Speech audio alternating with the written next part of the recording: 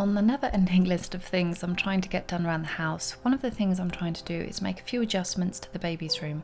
I've minimised so many of my clothes and the things that I had since I got married that the chest of drawers, which used to hold all of my stuff, is now used as a changing table for Potato.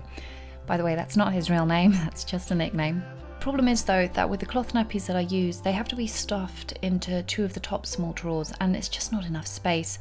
It's really easy to run out of nappies and not realise it just because they're not visible. So what I decided to do was take some of the wood from an old futon bed and make a simple nappy shelf. Now it's not exactly elegant or sophisticated, but it's simple, it does what I want and I like it.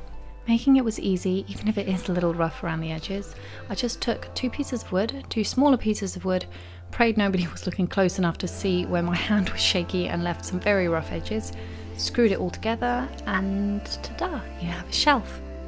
The bracket I'd bought wasn't a perfect right angle, it's got a small piece that sticks out, so I took a small chunk out of the back of the shelf so that the bracket could slot into it nicely, screwed the bracket onto the shelf and then mounted everything up onto the wall.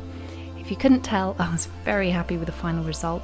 I've still got a few bits and pieces to do. I added a barrier, also from a sawn off piece of the old futon, painted a few of the drawers, changed a few of the handles to ones which were a little bit easier for me to pull open, and I didn't like the old handles, they had a tendency to catch on my sleeves and if you're doing that quickly it hurts, so I wanted them changed, but I only realised that I didn't have enough handles until I was halfway through the project, so like I said, still a few more things to do, but for the moment I'm very happy with it.